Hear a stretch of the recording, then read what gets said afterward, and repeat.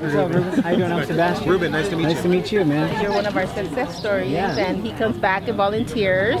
He was raised in Highland Park. He is living in Boyle Heights.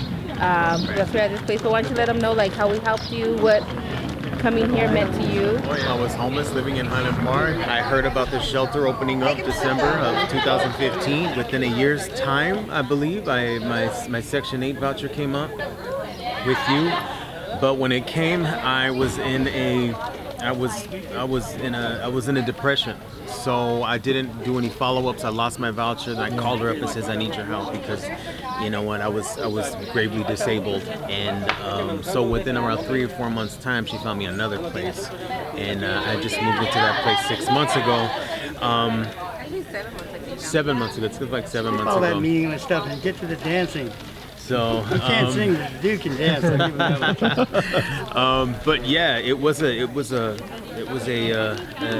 learning experience. It was a learning experience to go from being on the streets in my hometown to actually being able to give back. So now I'm an active member at the Department of Mental Health's Northeast Wellness Center, where I have the opportunity to go to different conferences and to receive different trainings to help do mental health outreach in my neighborhood and stuff like that.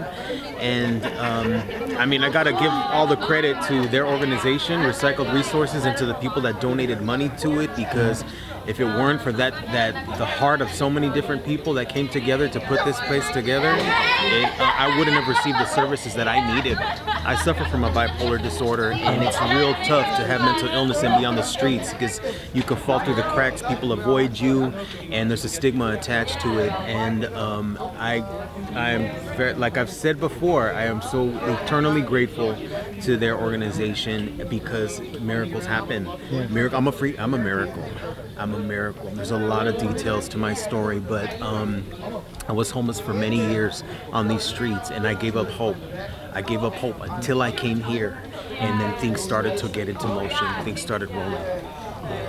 So that's He had a dog, and he couldn't like everything with his dog, and he eventually gave up the dog because that was probably the best thing for him at the time. But I mean, it was a mission just to get him up in the morning, you know. But yeah.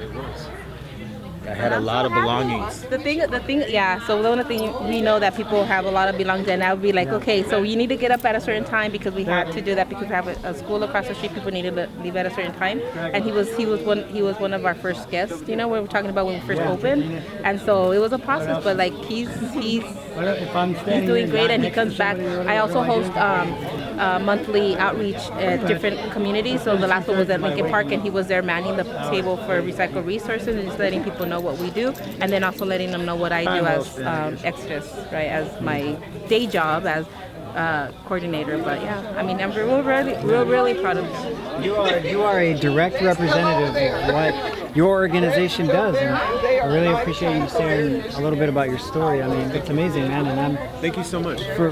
For me, you know, I appreciate you wanting to integrate yourself back into the community and really doing the work, man. I think you should give yourself a lot of credit because a lot of people in your position stay in that place and really fail to do the work, you know, and you did the work, man, and I think that's the most inspiring part. Thank you so much. As much as you should be grateful to her, you be grateful to yourself because you did that. Like, you made that choice. And I think that's beautiful, man. I'm gonna give you a hug. Oh, man. thanks, bro. Hey, thank you very much.